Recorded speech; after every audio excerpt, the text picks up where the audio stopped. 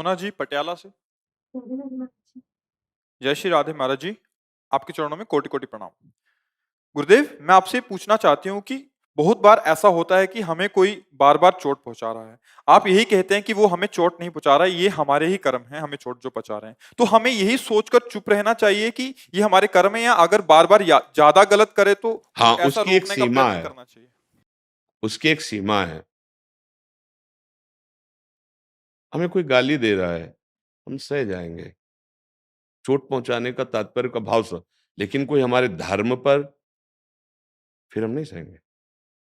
हमारा कानून है, भारतीय कानून, संविधान है और भागवतिक कानून है।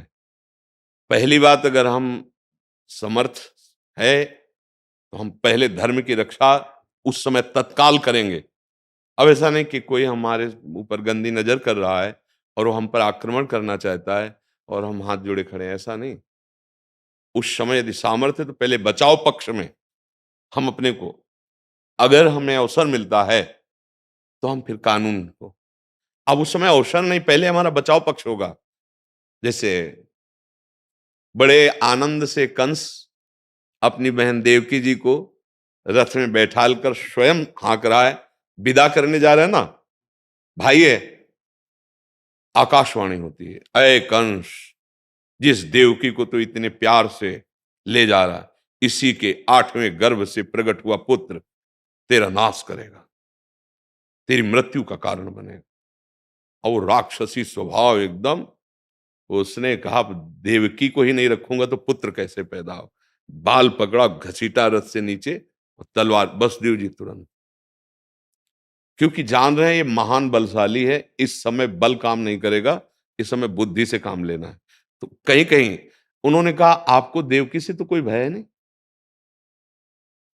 हाँ, उसने कहा देवकी से तो भय, वचन मैं देता हूं। वसुदेव सदैव सत्य बोलते हैं, वचन मैं देता हूं, इसके जो पुत्र होंगे वो मैं आपके सामने लाऊंगा, चाहे प्रथम हो चाहे 8वां, आपकी जो इच्छा हो सो करना, आप देवकी को छोड़ दीजिए। बचा ले, कहीं बुद्धि बल से और कहीं शारीरिक बल से और कहीं कानून बल से।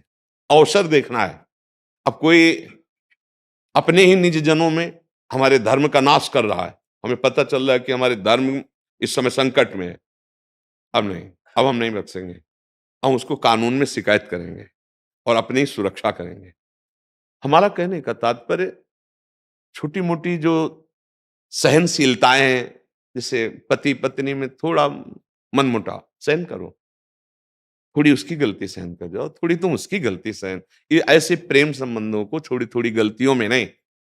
अब पता चला कि ये हमारे को नाश भी कर सकता है या कर सकती है, अब वहां सावधान हो जाओ। अब प्रियता से बात नहीं होगी, अब बात वो मलिनता में पहुंच चुकी है, अब उसके लिए बहुत सावधानी की जरूरत है। फिर वो संबंध निर्वाह नहीं, अब अपने प्राण और जीवन को बचाकर जीने की, भगवत प्राप्ति की, भगवत मार्ग की बात रहेगी। अब वहां अगर संबंध विच्छेद करना पड़े, वहां हमें कानून का सहारा लेना पड़े, वहां हमें समाज का सहारा लेना पड़े, लेना चाहिए। वहां क्षमा काम नहीं कर पाएगा, क्योंकि आप गृहस्थ में हैं। वहां धर्म रक्षा के लिए, जीवन रक्षा के लिए प्राण रहेंगे तब तो भजन होगा ना, प्राण रहेंगे तभी तो इस परिस्थिति में, जैसे पीछे हमने चर्चा में कहा कि हम बार बार कहते हैं माता पिता की सेवा करो, माता पिता को भगवान मानो, क्योंकि ऐसा है। अब जैसे किसी के हृदय में प्रश्न हो जाए कि अगर पिता ही शोषण कर रहा है, अब आपका ये वचन कैसे लागू होगा कि वो भगवान है, उसकी सेवा करो। तो ध्यान से सुनो ना, उसी में है।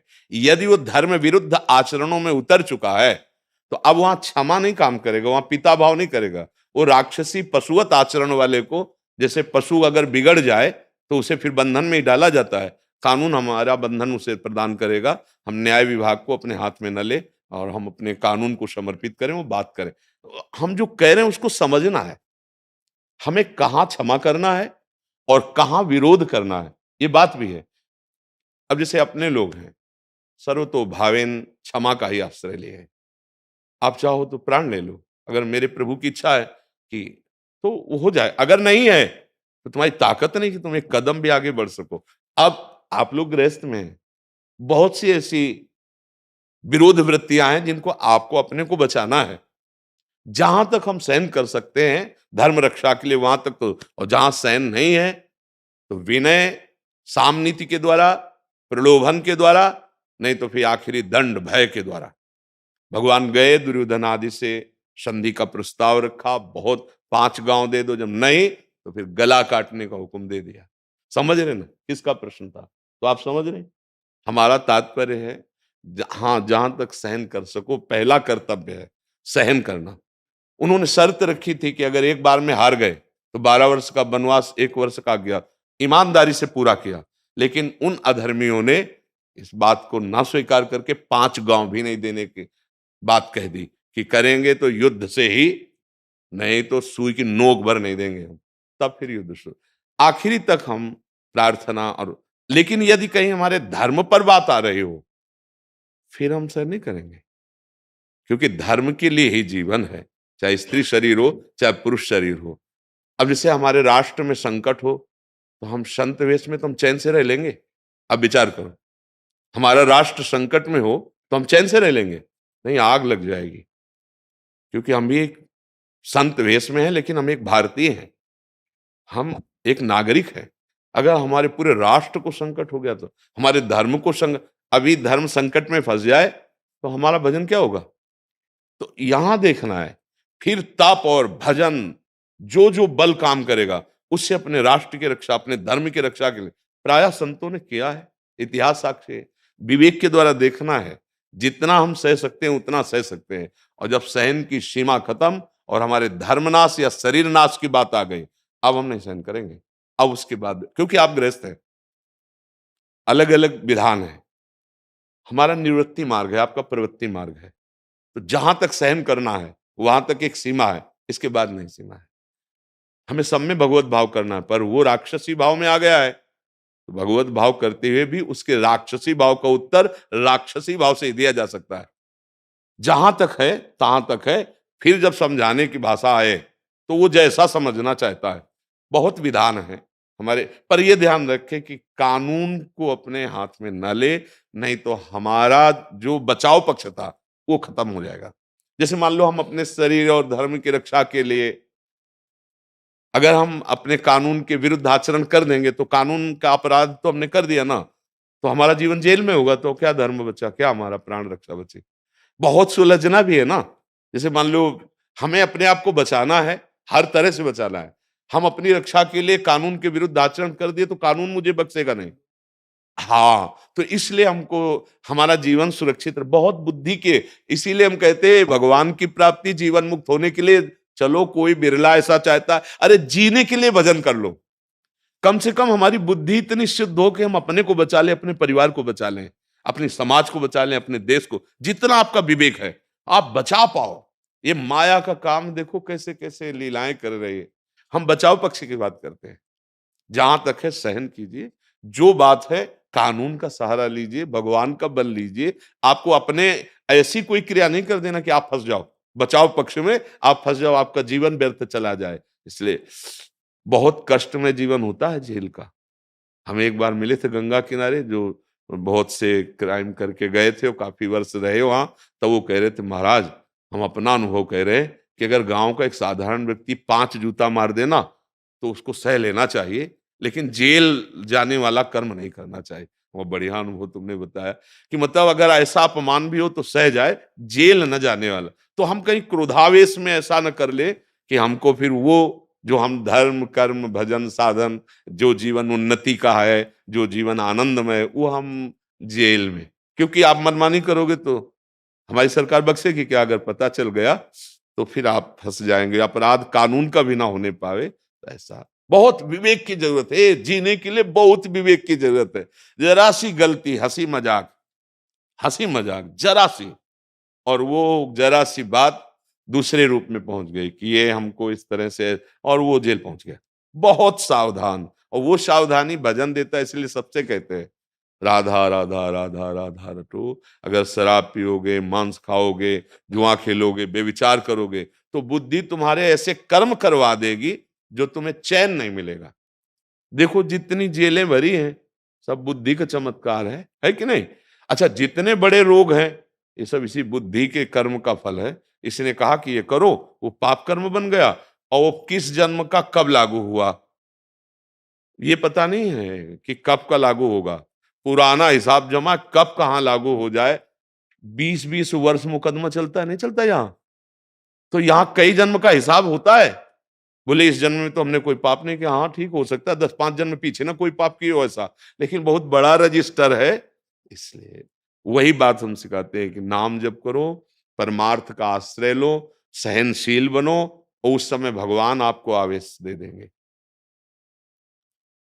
अगर हम संकल्प पूर्वक कोई पाप, कोई अपराध करेंगे तो अलग बात हो जाएगी, और जब भगवान का आवेश होगा वो एक अलग होता है।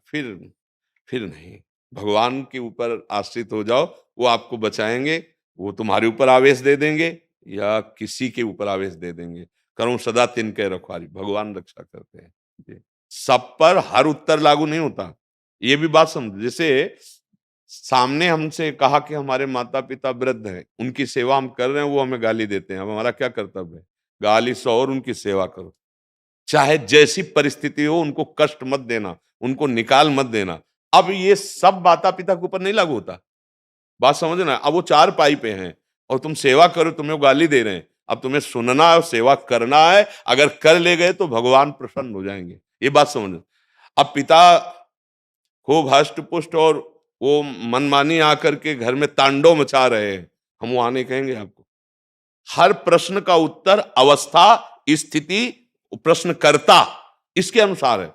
अब वो मतलब जैसे लोग तर्क करने लगते हैं ना कि आपने कहा बस माता पिता की सेवा करनी, ऐसे हमारे माता पिता करते हैं। अब वो प्रश्न का उत्तर अलग हो गया। एक ने प्रश्न किया हम मर के माता पिता से मिल लेंगे क्या? हम कहा नहीं। अब दूसरे ने कहा क्यों? हम पितृदान करते हैं, पहुंचता है। अगर प्रश्न आप ये करो कि पितरों को जो हम दान करते हो कहां पहुंचता है, उसका उत्तर अलग होगा। वो कह रहा है जिस रूप में माता पिता थे उस रूप में मिलेंगे, वो रूप तो तुमने जला दिया है। अच्छा वो अपने कर्म के अनुसार कहां गए, किस लोक में? आपका कर्म कहां किस लोक में ले जाएगा, कैसे मिलान करेगा? या तो आप आराधना करो, तपस्या करो, भगवान से प्रार्थना करो कि मुझे पिता के रूप में मिलो, तो वो जो रूप है वो भगवान धरेंगे, वो आपसे मिल जाएंगे आके, चाहे जहां, चाहे यहां चाहो, चाहे जिस लोक में चाहो। पर पहले इतनी साधना करो कि भगवान को प्रसन्न कर लो। अब हर प्रश्न को घसीट करके तर्क और प्रपंच में ले जाना वो नहीं होता है। यहाँ उत्तर उसको अवस्था, स्थिति, धर्म के अनुसार उसका उत्तर होता है। हो सकता है वही प्रश्न का उत्तर दूसरा प्रश्न करे तो वो दूसरा हो जाए। बुखार एक ही नहीं होता है, बहुत तरह के बुखार होते हैं, और सबको एक ही बुखार की दवा ले दी जाती है, अलग अलग। इसलिए धर्म का सूक्ष्म स्वरूप है और शास्त्र ज्ञान का बड़ा सूक्ष्म निर्णय है, अलग अलग अवस्था के अनुसार। तो जिसको जो उत्तर मिले, अगर वो अपनी अवस्था और प्रश्न से मिलता है तो ठीक है, नहीं उसका उत्तर ठीक आपके लिए अलग हो सकता है, उसके लिए अलग हो सकता है। ये शक्ति सिंह जी, वृंदावन। श्री हरिवंश। राधा वल्लभ श्री हरिवंश। गुरुदेव, आपके चरणों में कोटि कोटि प्रणाम। गुरुदेव, आपकी कृपा से वृंदावन का वास मिला और आपकी शरणागति मिली। हे गुरुदेव, पहले 16 वर्षों तक माता जगदम्बा और शिव जी का उपासना किया, जिसके फलस्वरूप श्री जी की भक्ति मिली। गुरुदेव, मेरा एक प्रश्न है। मेरी माता जी शालिग्राम सेवा करती हैं, पर वो चाहती हैं कि अब मैं अपने पास रखकर उनकी सेवा करूं, पर मैं सिर्फ प्रिया प्रीतम को बिना जीना नहीं चाहता। हे गुरुदेव, मेरा मार्गदर्शन करें कि मैं इस परिस्थिति में क्या करूं। सब रूपों में अपने आराध्य देव को देखना, यही उपासक की उत्तम वृत्ति है। संपूर्ण, चाहे भगवत स्वरूप हो, जड़ हो, चैतन्य हो, चाहे जितने श्री विग्रह हो, कोई भी नाम रूपधारी हो, अपने आराध्य देव को देखना। सामने विग्रह कोई और है, नाम कुछ और है, पर हमें पता है कि हमारे आराध्य देव का ही ये स्वरूप है। कोई परेशानी नहीं। मान लो माँ वृद्ध हो गई और उसकी आज्ञा है, हमारे प्रिया प्रीतम है, हम उसकी आज्ञा के अनुसार उसकी सेवा कर देते हैं। और वो भी तो हमारे प्रभु है, हमारे प्रभु का ही स्वरूप है, कोई अंतराय नहीं है। प्रिया प्रीतम के गुरुदेव जैसे श्री विग्रह का ये कर। हाँ, तो हाँ उनकी सेवा कर। शालिग्राम भगवान की तो 5 मिनट में हो जाती है, नहीं? स्नान कराया और अगर चंदन जो प्रिया प्रीतम की पत्रावली की, वो ऐसे रख दिया, एक तुलसी दल रख दो, वहां पर ही रख सकते हैं। हाँ वही रख दो। देखो मेरे प्रभु के सिवा कोई दूसरा नहीं। अब हमारी इच्छा नहीं होगी कि हम और प्रभु के किसी श्री विग्रह को विराजमान करें, अन्य नाम रूप को। पर यदि हम घर में रह रहे हैं, हमारे परिवार का कोई पूज्यजन सेवा में अब वो असमर्थ हो रहा है, तो उसकी प्रसन्नता के लिए यही मानकर कि मेरे ही प्रभु हैं, मतलब हम श्यामा श्याम के अनन्य हैं, श्यामा श्याम के सिवा हमारा कोई नहीं। पर अब आज्ञा हुई माता की कि आप ये शालिग्राम भगवान तो हम विराजमान कर लेंगे उसकी प्रसन्नता के लिए, क्योंकि हमारे माता पिता की सेवा करनी, तो अब मानसिक सुख पहुंचेगा ना माँ को, बस ये भाव, हमारा सुख देने का चाहो। और शालिग्राम भगवान श्री हरि ही तो है ना, कोई और तो नहीं। मान लो श्यामा श्याम हमारे हरि प्रिया जो हैं, और शालिग्राम भगवान हरि ही जो तो है, कोई और दूसरा तो है नहीं। श्री हरि ही शालिग्राम बने हुए हैं। ऐसे कोई उसमें दोष वृत्ति नहीं है, हमारे श्यामा श्याम की अनन्यता में कोई फर्क। हाँ, अब आप लाने की बात करते कि मैं नए ला के विराजमान करूं, तो हम यही कहते अपनी पूरी वृत्ति लगा दो ना श्यामा श्याम में, वही सब रूपों में। पर अब जब माँ की सेवा है और माँ प्रसन्न रहेगी, उसके सामने उसके आराध्य देव की सेवा हो, तो हम ये सेवा करेंगे क्योंकि पुत्र है। समझ रहे ना? महाराज जी, अगर माँ के जाने के बाद अगर कोई उसका सुयोग्य सेवा अधिकारी मिलता है तो क्या उसको प्रदान अवश्य कर सकते हैं? अवश्य, हाँ अवश्य दे दीजिए, अवश्य दे दीजिए, वो बात अलग है। पर माँ की प्रसन्नता के लिए उसके सामने उसकी सेवा करनी है। अरविंद गौर जी, यूरोप नॉर्वे से। श्री हरि। जी। हे प्रभु, आपके चरणों में कोटि कोटि साष्टांग प्रणाम। प्रभु, लगभग 20-25 साल की कड़ी मेहनत, अथक परिश्रम एवं स्ट्रगल के बाद माता पिता के आशीर्वाद से अपने सांसारिक लक्ष्य के करीब पहुंचने का मौका मिला, एवं अब जाकर इस कंडीशन में आया हूं कि सुविधाओं का लाभ उठा सकूं। दोनों पति पत्नी नॉर्वे में नौकरी करते हैं, किंतु करीब 10 महीने पहले यूट्यूब की कृपा से जीवन में आपका आगमन हुआ। फिर आपकी कृपा से जीवन जीने का तरीका बदला, जीवन बदला, लक्ष्य बदला, और फिर से हम शून्य पे आ गए। सांसारिक लक्ष्य को पाने में ही इतना समय बीत गया, तो अब तो आपकी कृपा से लक्ष्य बहुत बड़ा है। हे प्रभु, अब हम आपके हवाले हैं, कृपया संभालिए एवं मार्गदर्शन कीजिए। सांसारिक लक्ष्य अगर भागवतिक बना लिया जाए तो हमारा समय व्यर्थ नहीं जाएगा। अब वो कला तो प्राप्त नहीं थी, इसलिए क्या सुख भोग लिया। जैसे हम आपसे प्रश्न करें, आपने जैसा मन के द्वारा अनुभव किया कि हमें जो चाहिए था वो हमें मिल गया, तो क्या आपको विश्राम मिल गया? क्या आपको ऐसा लगता है आप कछनाथ न चाहे मोरे? क्या आप हाथ उठाकर कह सकते हो कि अब मैं कृतकृत्य हो गया, अब मुझे कुछ नहीं चाहिए, जो मांग थी मेरी पूरी हो गई? इसका मतलब नहीं ना। आपसे लाखों गुना बढ़कर कोई होगा इस सृष्टि में? नहीं होगा। वो भी ऐसा ही है, देवराज इंद्र भी ऐसे ही है। किसी को प्रकृति रचना जनित सुख में कभी तृप्ति नहीं मिल सकती, क्योंकि वो परमात्मा का अंश है, उसे परमात्मा सुख चाहिए। इसीलिए चाहे जितना सुंदर शरीर हो अपना, या जिसे हम संबंध स्वीकार किए हुए हैं, चाहे जितना आपके पास धन हो, चाहे जितनी भोग सामग्री हो, चाहे जितना भोग लिया हो, आपका हृदय शांत होगा, आपका हृदय बढ़ता चला जाएगा। इतना हो जाए, इतना हो जाए, ठीक है। जब मृत्यु आई, कुछ आपके साथ नहीं गया। हासिल क्या किया? शून्य, कुछ नहीं, अंक नहीं मिला, क्योंकि अंक जो था वो अविनाशी भगवान का नाम था, ये सब शून्य था। और अगर अंक लगाए होते तो हर शून्य का प्रभाव होता है अंक के बाद, नहीं होता? 1 0 10, फिर 1 शून्य तो 10 गुना शून्य का प्रभाव हो गया, 100, फिर 1 शून्य तो फिर 1000 बन गया। वो शून्य का प्रभाव बढ़ता जा रहा है ना। जगत के जितने कर्तव्य हैं भगवत भाव विहीन, भगवत स्मरण रहित किए जाए तो वो सब शून्य की तरह है, व्यर्थ है। सो सब कर्म धर्म जर जाऊ, जहां न राम पद पंकज भाव।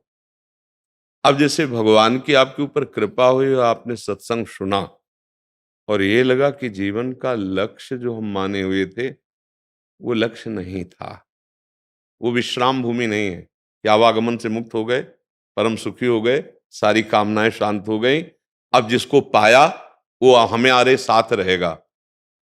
नहीं है, इनमें से कोई एक बात नहीं है जो लक्ष्य में प्राप्त हुई।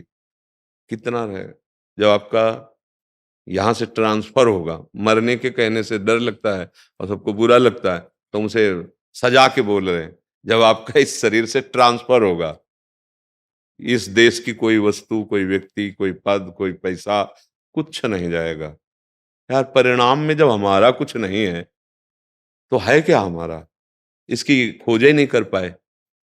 भगवान की कृपा से सत्संग मिला, अब उसी को जो जितने शून्य हैं उनके पहले अंक विराजमान कर लो, वो 10 गुना लाभ देने वाले बन जाएंगे। जैसे आपके पास जो भी कर्तव्य कर्म है उसे भगवान की प्रसन्नता के लिए करो, भगवान को समर्पण करने के लिए करो, परिवार को भगवान का स्वरूप मानो, वही सबके अंदर बैठे हुए हैं। और नाम जप शुरू कर दो, तो जैसी भी परिस्थिति है नाम जप उठाता है। ये सबकी समझ में नहीं आता। दान पुण्य कर सकते हैं, तीर्थयाटन कर सकते हैं, मनोरंजन कर सकते हैं, लेकिन एकांत में बैठ करके 10 मिनट निरंतर नाम, 10 मिनट निरंतर राधा, 10 मिनट लगा दो केवल, थोड़ा थोड़ा फंसाओ मन को, फिर आप देखोगे काम करते हुए भी नाम चलेगा, और नाम चल रहा है तो फिर सब बात आ जाएगी। ये जरा जरा सी बात में सुखी हो जाना, दुखी हो जाना, शोकित हो जाना, हर्षित हो जाना, अपमानित हो जाना, सम्मानित हो जाना, ये हमारा स्वरूप नहीं है। ये तो माया ने फंसा दिया हमको शरीर भाव में, और फंसा क्या दिया, हम खुद स्वीकार कर लिए, फंस गए। अब हमको इससे मुक्त होना है। एक ऐसा महान सुख जिसकी प्राप्ति के बाद कुछ प्राप्त करना बाकी नहीं रहता, जिसके जान लेने के बाद कुछ जानना बाकी नहीं रहता, वो श्री भगवान है। जिनकी प्रकृति ऐसी आकर्षणकारी है, रचना, वो रचनाकार कैसा होगा? जिनका शरीर इतना सुखद और सुंदर लग रहा है, तो आत्मस्वरूप कितना, उनका अंश कितना, ये प्रकृति का अंश है, और मैं जो है वो परमात्मा का अंश है। जब तक ये बात नहीं समझोगे तो मानव देह में ही समझने के लिए अवसर मिला, अन्य किसी देह में मिलेगा नहीं। तो खूब नाम जप कीजिए, और जो कमाया है उससे अपने सगे संबंधी जो पूज्य जन, उनकी सेवा, और किसी ऐसे की जिसको आप जानते भी नहीं हो और उसकी सेवा का अवसर मिल जाए, उसकी सेवा कर दो, तो सार्थक हो जाएगा। गृहस्थी मार्ग में जो आप कर्तव्य कर रहे हो उसका फल यदि विपरीत आ जाए, मान लो धन आपको ना मिले, तो आपको दुखी नहीं होना। वो कर्तव्य कर्म कभी नष्ट होने वाला नहीं है, क्योंकि आप भगवान के शरणागत हो। ये जो फल आया है इस कर्तव्य का नहीं आया है, पूर्व कोई ऐसा पाप है जो इस फल को दबा के पहले मुझे भोगने के लिए आ गया। अब इसका जब फल आएगा वो बहुत सुंदर होगा, जो आप धर्म में कर्तव्य, यही बात प्राय नहीं समझ में आती, तो फिर हम लोग डगमगा जाते हैं मार्ग से। जैसे आप चले 6 महीना से, अब विपरीतता आना शुरू हो जाए आपके जीवन में, समाज प्रतिकूल हो जाए, अर्थव्यवस्था प्रतिकूल हो जाए, मन प्रतिकूल हो जाए, तो भी हमें डरना नहीं है। कभी कभी प्रतिकूलता ऐसा आ जाती, तो ये हमारे कर्तव्य जो अभी चल रहे हैं इनका फल नहीं है। इनका फल बहुत मोद में, आनंद में आएगा, मंगल में आएगा। पर पीछे का जो हिसाब है, पिछली फसल, अब वो आ गई, तो इसलिए दुखी मत हो, ये भी चली जाएगी, टिकेगी नहीं। कुछ क्षण के लिए, कुछ समय के लिए विपत्ति, शोक आते हैं, दुख आते हैं, तो कभी लड़खड़ाना नहीं, बस इतनी बात समझना है। जिस मार्ग में आप चल पड़े, ये सत्य मार्ग है, इसका फल परम सुख है। बीच में इसको रोक करके फल को जो पहले बोया है वो आ सकता है हमारे सामने। हो सकता है अनुकूलता आ जाए, हो सकता है प्रतिकूलता आ जाए, हो सकता है दुख आ जाए, हो सकता है सुख आ जाए। ये अगर इतना तैयार हो जाओगे तो कभी आप फिर फिसलोगे नहीं। नहीं तो अगर सुख सुख में फूल गए तो पुराना हिसाब जब सामने आएगा तो आप कहोगे कहाँ है भगवान? नहीं, डरना मत, डरना मत। अनुकूलता चरण चूम लेगी, क्योंकि मंगल भवन प्रभु का। अब वो प्रतिकूलताएं जो अनुकूलता में कभी आकर बाधा पहुंचाती, पहले उनको नष्ट किया जाता है, फटाफट वो नष्ट हो गई। अब आगे का जीवन बड़ा मंगलमय, बड़ा सुखमय है। जहां कोई धर्म में या भगवत भजन में चलना चाहता है तो पहले सत्संग के द्वारा कमर कस लो। ये एक बहुत बड़ा मतलब युद्ध है। आप जो ही कदम रखोगे, सोई विपक्ष जो माया के हैं वो आपको रौंदने की कोशिश करेंगे। ऐसी विपरीत लोग हंसी उड़ाएंगे। जो आपके मित्र थे वो आपसे द्रोह करने लगे, आपका मन खिलाफ हो सकता है, आपकी परिस्थिति खिलाफ हो सकती है, निज जन आपको कह सकते हैं। हारना नहीं तो आगे निकल जाओगे, जिसे मस्ती वास्तविक कहते हैं, कि मृत्यु भी उस मस्ती को नहीं बाधित कर सकती। हाँ, आज का सत्संग सुना था क्या?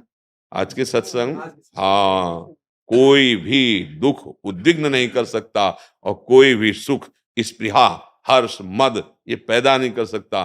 तो अखंड आनंद की प्राप्ति होती है, प्रसन्न, हर समय प्रसन्नता। दुख क्या करेगा? दुख का भोक्ता मन है, और मन पहुंच गया प्रभु में, प्रियालाल में, अब दुख कौन भोगे। देखो जैसे यहाँ हमारे हाथ को काटना हो तो औषधि में इतनी ताकत है कि यहां से काटा जा रहा है, हम देख रहे हैं, पर कष्ट नहीं हो रहा, क्योंकि मन को अलग कर दिया, मन को वहां संचरित होने से रोक दिया गया, त्वगेंद्री से संबंध हटा दिया गया। औषधि जिसे सुन्न कहते हैं वही। तो क्या भगत भजन में इतनी सामर्थ्य नहीं है कि वो संपूर्ण दुखों से हमको सुन्न कर दे? ऐसा महापुरुषों के जीवन में देखा जाता है, भयानक दुख परिस्थिति, लेकिन वो हमारे हृदय से जब हम उनको अगर जानना चाहें तो देखेंगे किंचन मात्र दुख नहीं है। बुद्धि से नहीं पूरा जान सकते, क्योंकि बुद्धि बाहरी है। हृदय अगर उस कोटि का हो तो आप देखोगे हर समय आनंद आनंद ही आनंद, और कष्ट पूरा का पूरा वर्षा की तरह है, घेरे हुए वर्षा की तरह, और आनंद ऐसे छतरी लगा करके एक बूंद दुख का स्पर्श नहीं होने दे रहा, आनंद में मगन। ये भजन का फल है। जो लोग ऐसे समझते हैं भजन का फल कि दुख ही ना आवे, ऐसा नहीं हुआ, किसी भी भगत के जीवन में नहीं हुआ। बड़े बड़े इतिहास में महापुरुष हैं, उनके जीवन को देख लो। हाँ, दुख ने उनको विचलित नहीं किया। जब प्रहलाद जी से उनके मित्रों ने पूछा कि ऐसा क्या तुम्हें जादू आता है कि आग में आप बैठाल दिए गए, विष पिलाया गया, इतना कष्ट आपको कष्ट नहीं हुआ? उनका नहीं। क्यों? बोले जब हम प्रभु का सतत स्मरण करते हैं तो हम हर जगह देखते हैं भगवान मुझे गोद में लिए हुए हैं। प्रहलाद जी का अनुभव कि हर समय भगवान हमें गोद, कोई कष्ट हम, और कष्ट की बौछार, हाथी के चरणों के नीचे कुचलाना और नुकीले अस्त्रों से छेदना, मतलब कोई भी क्रिया बकाया नहीं रह गई थी जो 5 वर्ष के बालक प्रहलाद जी के साथ न की गई हो। उनको भक्तराज कहा गया है, प्रहलाद जी को भक्तराज कहा गया है। तो आप ये समझो, भक्ति के मार्ग में चलोगे, सतमार्ग में चलोगे, तो हो सकता है माया पहले विपरीतता भेज दे। विपरीतता देखी, डर गए, फिर तो जीवन का लाभ नहीं मिल पाएगा। डरना नहीं, शूरवीर योद्धा की तरह आगे बढ़ना है। देखो, राष्ट्र से प्रेम करने वाले हमारे देश के जो सैनिक हैं, वो जानते हैं कि आज ड्यूटी पर जो हम जा रहे हैं वापस आएंगे कि नहीं आएंगे पता नहीं है, पर वो पूर्ण दृढ़ निष्ठा से देशभक्ति में वो अपने प्राणों की प्रियता को भूलकर रात भर बॉर्डर में गश्त देते हैं। कहां कहां सेना हमारी लगी हुई भारत की, जहां हम खड़े नहीं हो सकते 5 मिनट भी, वहां ऐसी परिस्थिति में जीवन व्यतीत कर रहे हैं रक्षा के लिए। बर्फ ही बर्फ है, न एक पौधा दिखाई दे रहा है, न कोई सुख सुविधा है। कैसा जीवन व्यतीत कर रहे हैं, किस किस के लिए? ये भारी तपस्या राष्ट्र रक्षा के लिए। तो क्या हम अनंत ब्रह्मांडों के स्वामी प्रभु की प्राप्ति के लिए क्या हम कष्ट नहीं सह सकते? वो कुछ समय के लिए कष्ट है, आगे आनंद ही आनंद है। और इस माया में जो अगर सुख दिखाई भी दे रहा तो कुछ समय के लिए, आगे दुख ही दुख है। शरीर छूटने के बाद ऐसा थोड़ी कि मनुष्य शरीर मिलता है, पता नहीं कौन सी योनि मिलेगी। इसलिए बहुत सौभाग्य, बस दृढ़ रहना। प्रायः फिसल जाते हैं, प्रायः, क्योंकि भोक्ता मन रहा है। अब वो विचलित होता है कि ये भजन ज्यादा करेगा तो मुझे फिर विषय सेवन, अधर्माचरण, मनोरंजन ये नहीं करने को मिले, तो मन ही खिलाफ हो जाता है, मन ही अशांत हो जाता है, और उसकी अशांति को जो सह गया वही परम पद, परम सुख को प्राप्त। भगवान कह रहे हैं यम ही न व्यथ्यन्ते ते, जो मन के द्वारा दी गई व्यथा से व्यतीत नहीं होता, धैर्य पूर्वक सह जाता है। काम है, क्रोध है, लोभ है, मोह है, मद है, मत्सर, ये अंदर आतंक मचा देते। देखो, क्रोध आ जाए तो आदमी का चेहरा बदल जाता है, वाणी बदल जाती है, गंदे शब्द, कड़वे शब्द, और अगर शासन में न ले पाया क्रोध को तो हिंसा आदमी उतर जाता है, पूज्य जनों का अपमान। काम अपने स्वरूप में आ जाए तो जो नहीं करना चाहिए बिल्कुल वो सब करने के लिए हमको विवश कर देता है। मतलब इतने गंदे व्यवहार, इतने अपवित्र व्यवहार काम से हो जाते हैं, तो आप लोग सब समझ रहे हैं।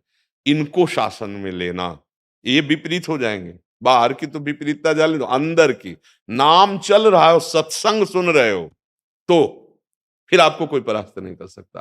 पहले पहलवान को मजबूत होना पड़ता है एकांत में, फिर अखाड़े पे उतरता है। ऐसे ही पहले मजबूती रख लो कि अब प्राणों की बाजी लगाकर मुझे भगवत प्राप्ति करनी है।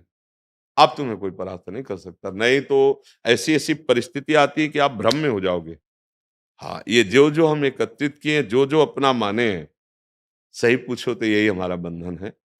उसमें भगवत भाव कर लें तो बच सकते, नहीं यही बंधन। ये संपत्ति हमारी, ये अमुक अमुक हमारे, और वो शरीरों को देख के हम कह रहे हैं, अंदर बैठे हुए भगवान को नहीं देखते, यही बंधन है। और अंदर बैठे हुए भगवान को देखकर बात करो, तो ये इनसे खूब प्यार करो, कोई परेशानी नहीं। पर हम उनसे प्यार नहीं करते, हम शरीरों से प्यार करते हैं। सच्चाई में देखना, और जब शरीरों से प्यार करते हैं तो बंध जाते हैं, फिर अगला शरीर हमको मिलता है जो परिणाम के अनुसार।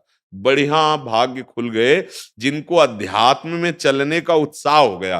कौन चलना चाहता है यार अध्यात्म में? सबका मन यही कहता है कि वर्तमान में भोग भोगो। बड़े भाग्यशाली जिन्होंने इस पर ब्रेक मार दी। गलत नहीं चलने देंगे अब चलो अब परमार्थ की तरफ, दुख मिले या सुख। अब तो हमने प्रभु से प्यार किया है, अब प्रभु के मार्ग में चलने पर कदम पीछे नहीं हटा। वो चल सकते हैं अगर थोड़ी भी गुंजाइश रखी कि अगर गर्म लगेगा तो पैर वापस कर लेंगे, तो गर्म ही लगेगा। अगर एक चाहे आग लग जाए, कदम वापस नहीं, तो आग भी होगी तो चंदन की तरह शीतल हो जाएगी पैर रखते रखते। ये अध्यात्म है। अध्यात्म मार्ग के पथिक में इतनी सामर्थ होनी चाहिए कि देख रहा है कि सूल है आगे और कदम बढ़ाना है, बढ़ा दे कदम, वो सूल फूल बन जाएगा। ऐसी भगवान में सामर्थ है, वो ऐसा कर देंगे। और अगर सूल देखकर भयभीत हो गए तो इधर फूल नहीं है, इधर सूल ही सूल है, इधर सूल ही सूल है। देख लो, जितना आसक्त होते चले जाओ संसार में, हृदय दुखी होता चला जाएगा। इसलिए खूब नाम जप करो, भगवद आश्रित रहो और हिम्मतवान सहनशील बनो कि किसी भी परिस्थिति में अब जो सत्य पकड़ा है इसे नहीं छोड़ेंगे। प्रणाम। आप कुर्सी पे विराजेंगे? कुर्सी कुर्सी आप महाराज जी, आप मोहन भागवत जी हैं, राष्ट्रीय स्वयंसेवक के अभी संघ प्रमुख हैं महाराज जी। इधर इधर लगा। एक आसन भी इस पे बिछा दे, एक आसन आप विराज।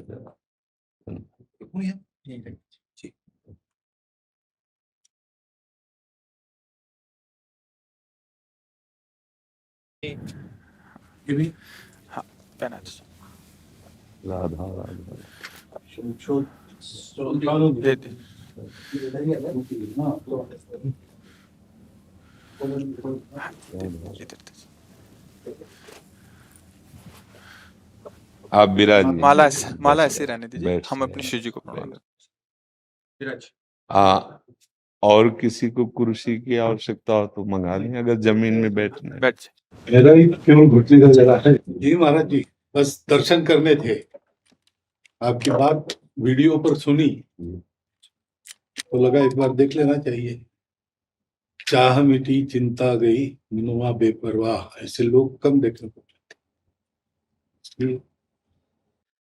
देखो, अपने लोगों का जन्म जो भगवान ने दिया है ना, ये सिर्फ सेवा के लिए दिया है। व्यवहारिकी सेवा और आध्यात्म की सेवा, ये दोनों सेवाएं अति अनिवार्य हैं। केवल व्यवहारिकी सेवा ही होती रहे, हम अपने भारतवासियों को अगर हम परम सुखी करना चाहते हैं तो केवल वस्तु और व्यवस्था से नहीं कर सकते, उनका बौद्धिक स्तर सुधरना चाहिए। आज हमारे समाज का बौद्धिक स्तर गिरता चला जा रहा है, बहुत चिंता का विषय है।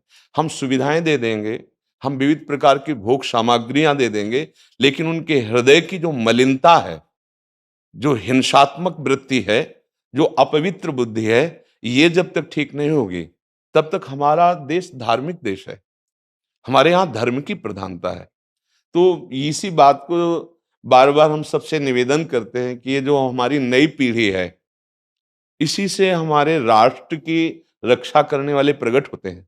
जो विद्यार्थी जन है, उन्हीं में कोई एमएलए बनता है, उन्हीं में कोई सांसद बनता है, उन्हीं में कोई मुख्यमंत्री बनता है, उन्हीं में कोई राष्ट्रपति या प्रधानमंत्री उन्हीं में अपने लोग भी सब थे। अब हमारी शिक्षा केवल आधुनिकता का स्वरूप लेती जाए और व्यभिचार प्रवृत्ति, व्यसन प्रवृत्ति, हिंसा प्रवृत्ति, ये नई पीढ़ी में देखकर बहुत असंतोष हृदय में होता है। इसीलिए कितनी भी शरीर में पीड़ा हो, हम प्रयास करते हैं जितने से जितने सामने हमारे भगवत स्वरूप जन आते हैं, पहले बुद्धि शुद्ध होनी चाहिए। मय्येव मन आदत्स्व मयि बुद्धिम निवेश है, तो निवशिष्यति मय्येव अत ऊर्ध्वम न संशया, तू मेरे में ही निवास करेगा, अर्थात भगवदानंद में। अविनाशी जीव कभी भोग विलास में तृप्त हो ही नहीं सकता। हम अगर अपने राष्ट्र की विशेष सेवा, तो हमारे धर्म का परिचय, जैसे आप जन करते हैं, धर्म का हमारा क्या स्वरूप है, हमारे जीवन का लक्ष्य क्या है। हमें जितना राम जी प्रिय हैं, कृष्ण जी प्रिय हैं, उतने ही भारत देश हमारे लिए प्रिय है। जैसे राम भक्त, कृष्ण भक्त, वैसे ही हमारे भारत देश का हर जन जन हमारा आदरणीय और पूजनीय। पर अब जो मानसिकताएं बन रही हैं, वो हमारे धर्म और हमारे देश के लिए लाभदायक नहीं होंगी। व्यसन का इतना बढ़ता स्वरूप, व्यभिचार का इतना बढ़ता स्वरूप, हिंसा का इतना बढ़ता स्वरूप, ये बहुत ही विपत्तिजनक है।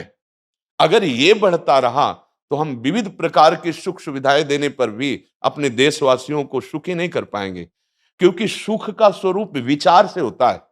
सुख और दुख की स्थिति सत्य नहीं है, आगमा पाइनो अनित्यास, लेकिन हमारा विचार, और विचार हमारा गंदा हो रहा है। बस हमारा उद्देश्य यही है कि हमारे देशवासियों का विचार शुद्ध होना चाहिए। अगर विचार शुद्ध है, तो राष्ट्र प्रियता, जन सेवा, समाज सेवा, ये सब स्वाभाविक होने लगेगा। और विचार अशुद्ध है, तो सुविधाएं बहुत हैं, उनका दुरुपयोग हो रहा है। तो बस आप सबसे बड़े बड़े जो उपदेष्टा जन हैं, जो बड़े बड़े धर्म की रक्षा के लिए भगवान ने जिनको भेजा है, उन सबसे यही प्रार्थना है कि सब व्यवस्था करते हुए हमारे देशवासियों की बुद्धि अध्यात्म को समझे। बिना अध्यात्म को समझे दुख सुख की समानता बिना किए परम सुख का अनुभव हो ही नहीं सकता। इस मायाकृत भोग पदार्थों को भगवान ने दुख योनया कहा है। मानो एक बोर्ड लगा दिया, दुखालयम अशाश्वतम।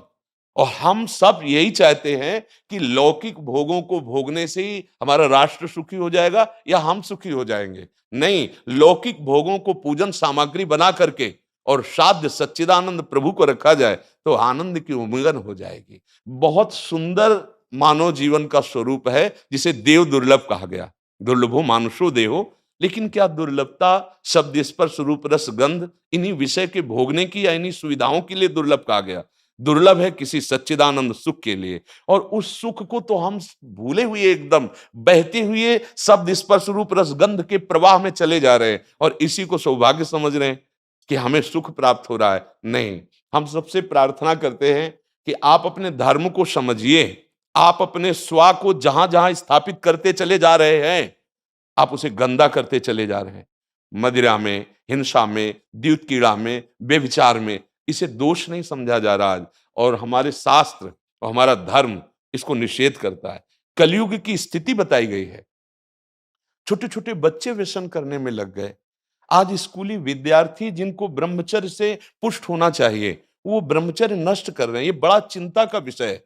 हमारे देश के लिए जो जवान चाहिए, हमारे देश के लिए जो भक्ति चाहिए, उसमें बुद्धि और शरीर बल दोनों होना चाहिए। शरीर बल क्षीण हो रहा है, क्योंकि व्यभिचार प्रवृत्ति में बहुत कमजोर अवस्था में, जैसे गेहूं की फसल है और गलेथ में काट ली जाए तो ना दाना मिलेगा ना सही भूस मिलेगा, ऐसे ही 20 वर्ष की अवस्था तक यदि ब्रह्मचर्य नष्ट कर दिया जाए तो वो गृहस्थ के योग्य में नहीं रह सकता। राष्ट्र सेवा की क्या बात है।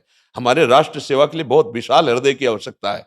हमारे शरीर को बहुत स्वस्थ रखने की आवश्यकता है, तभी हम समाज सेवा, राष्ट्र सेवा। तो शरीर और बुद्धि दोनों का स्वस्थ होना बहुत आवश्यक है। तो शरीर को तो नष्ट किया जा रहा है विषय भोगों में। लोग समझने लगे हैं कि मांस खाने से हमारा स्वास्थ्य अच्छा रहेगा, हम बलवान बनेंगे। अध्यात्म बल नहीं तो तेरे शरीर की चर्बी बढ़ा ले, लेकिन तू न काम पर विजय प्राप्त कर सकता, न क्रोध पर, न लोभ पर, न मोह पर, न हिंसा पर। फिर क्या जीवन। तो इसीलिए हमारा बार बार हृदय में सबसे प्रार्थना है, जिस संत भगवान भी आते हैं, ये देखो इस समय आवश्यकता विचार शुद्ध करने की है, आहार शुद्ध करने की है, आचरण शुद्ध करने की है। हमारे देश ने चरित्र की पूजा की है। रावण किसी बात में कम नहीं था। आज भी कोई शिव अगर अभिषेक होता है तो तांडव स्तोत्र उसी का गाया जाता है। जटाटवी गलत ज्वल प्रवाह पावित स्थले। ऐसा विद्वान और ऐसा बलवान जो 20 बार जैसे झूला आराध्य देव को झुलाया जाए, ऐसे महादेव सहित पार्वती को बाजुओं पे झुलाया, वो महाबली चरित्रहीन हो गया तो अपने देशवासियों ने राक्षस कह दिया उसको। चरित्र, आज हम चरित्र पर ध्यान ही नहीं दे रहे। चरित्र बेचना मतलब कोई समझ में नहीं आ रहा। छोटे छोटे बच्चे चरित्रहीन हो रहे हैं। हमारा राष्ट्र संकट में पड़ जाएगा अगर हमारे बच्चे व्यवस्थित नहीं हुए, उनकी बुद्धि शुद्ध नहीं हुई, उनका स्वास्थ्य ठीक नहीं रहा, कौन आगे चल कर के है? यही पीढ़ी तो है ना, इन्हीं में से तो निकलते हैं हमारे राष्ट्र भक्त, भगवत भक्त, देश सेवी। तो सबसे यही प्रार्थना है कि हमारे नई पीढ़ी को सुधारा जाए, उनकी मानसिकता, उनका बौद्धिक स्तर सुधरे, क्योंकि भगवान ने हमें सेवा के लिए भेजा है सबको। चाहे जितना एकांत गुफा में भजन करे, उसकी भजन की सिद्धि समाज सुधार में लगेगी। अगर समाज सुधार में नहीं हुई तो खास बात नहीं हुई। अपना उद्धार कर लेना कोई खास बात नहीं है। खास बात है अपने जीवन को सत्य और तप में तपा करके समाज को प्रदान कर देना। हाँ, विविध प्रकार से हमारे समाज को सुख पहुंचे, इसी में भगवान विराजमान है। बहुनाम जन्म नाम अंते ज्ञानवान माम प्रपद्यते वासुदेवा स्वरमित सम आत्मा सुदुर्लभा। भगवान कहते हैं बहुत जन्मों की आराधना के बाद ऐसा विवेक जागृत होता है, ऐसा ज्ञान प्राप्त होता है कि सबके हृदय मंदिर पर भगवान वासुदेव विराजमान है।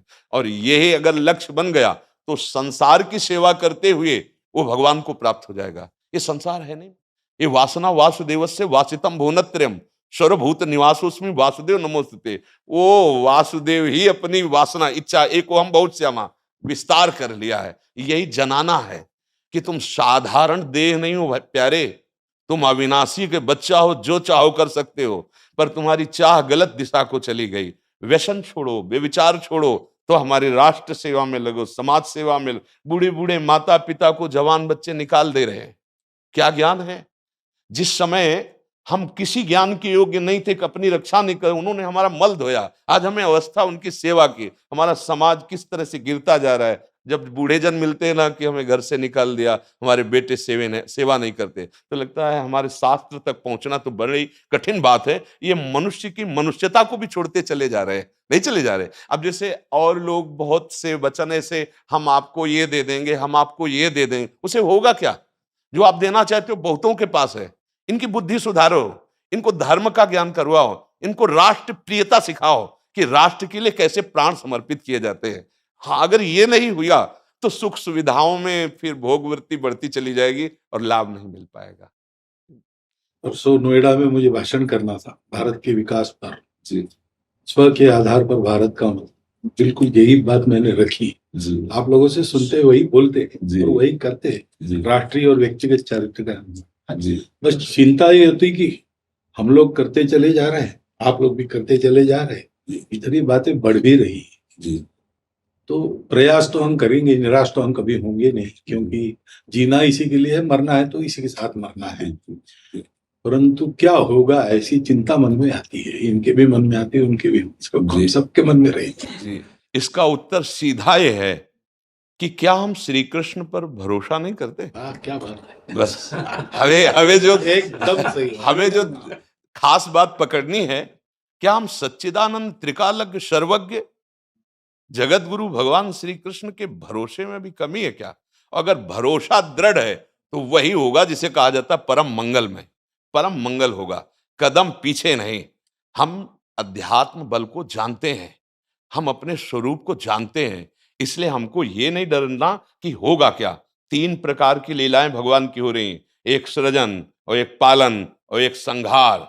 जिस समय जैसा आदेश होगा हम उनके दास हैं, वैसा ही करेंगे। क्या होगा?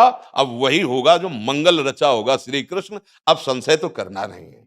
हाँ, बिल्कुल संशय नहीं करना। जैसे आप अपने लोगों को तैयार किया है श्री कृष्ण ने, ऐसे ही आपके इन्हीं में से एक तैयार हो जाएगा जो बहुत जोर का संभालेगा।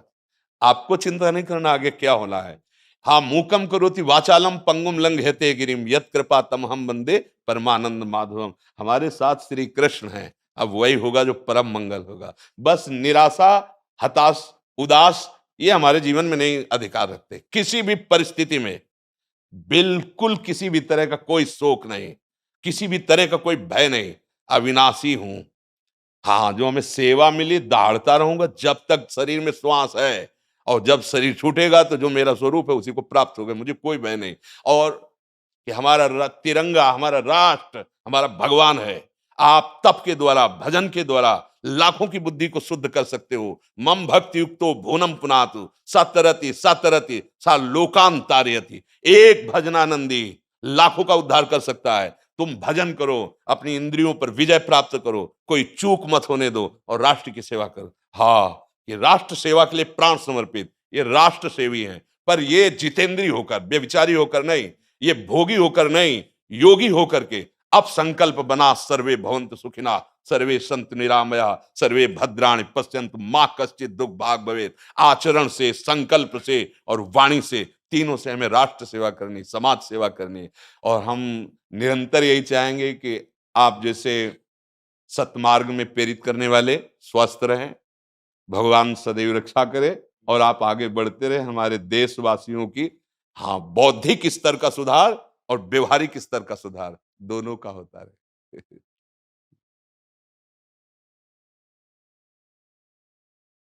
आगे बढ़ो महाराज। अब जैसे सुनो, आप श्री जी का चुनरी प्रसाद लाओ और माला प्रसाद लाओ, प्यारी जी का प्रसादी वस्त्र आप इसे धारण करें जी। ये श्री लाडली जी महाराज का है जी, ये एक माला पहनाए। बहुत आनंद हुआ, बहुत उत्साह मिला, बल मिला, दृष्टि भी जो है वो और साफ हो गई। राधा राधा राधा राधा राधा राधा राधा राधा राधा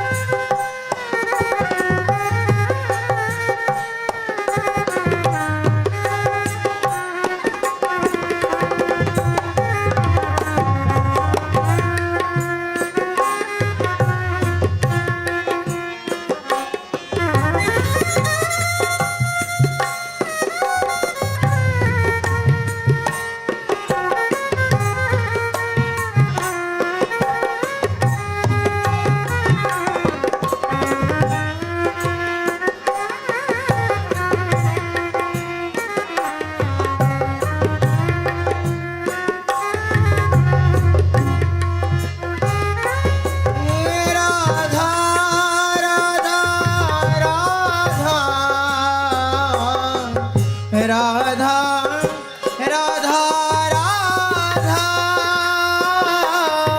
राधा राधा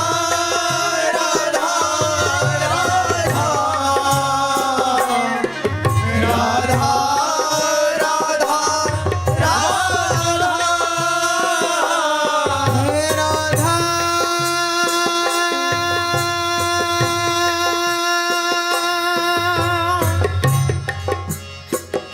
श्री राधा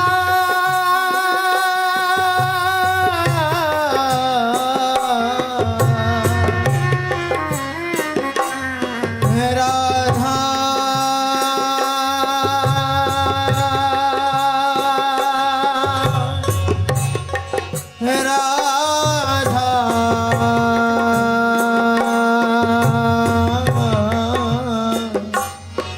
राधा राधा